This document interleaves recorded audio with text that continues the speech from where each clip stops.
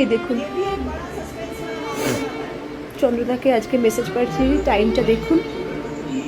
আমি জানি না যে এই টাইমে মেসেজটা পাঠিয়েছি সেই টাইমে উনি মার্ডার হচ্ছেন। आप कहाँ रहते हो? मैं टेंशन में रहता हूँ। मेरा मतलब है आप कहाँ होते हो?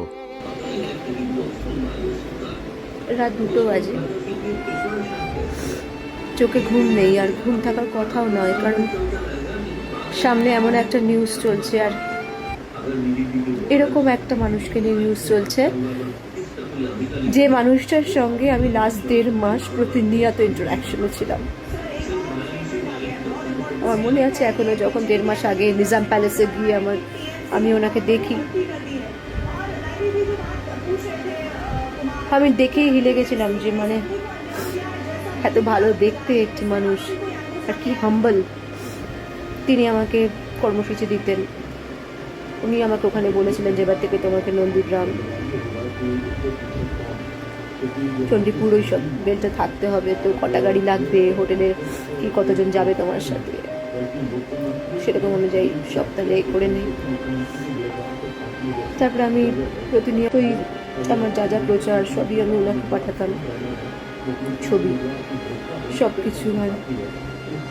আর আমার না আজকে বারবার ওনার মায়ের কথা মনে পড়ছে, কারণ আমি যখন চন্দ্রদার নিজস্ব বুথে গিয়ে, নিজস্ব ওখানে গিয়ে আমি একটা সভা করেছিলাম, তখন সেখানে চন্দ্রদার মা ছিলেন, ভালো করে উনি আমাকে খাইয়েছিলেন। উনি আমাকে বলেছিলেন যে মাফিন, আমার ছেলেকে বলো গিয়ে যে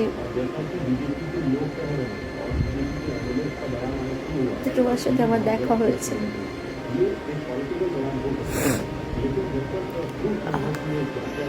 আমি আজকে বারবার ওনার ছবিগুলো দেখছিলাম, আর আমি কেন নিজেকে মানে আমি পুরো আমি ঠিক এক্সপ্রেস করতে পারছি না।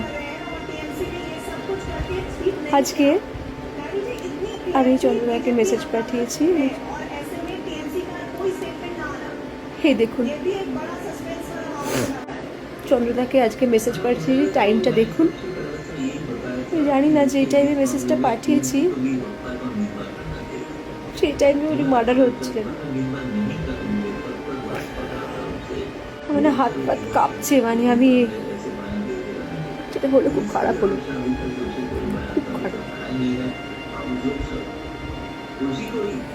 আমি কেঁপে উঠছি এটা ভেবে যে এটার পরে কি হবে।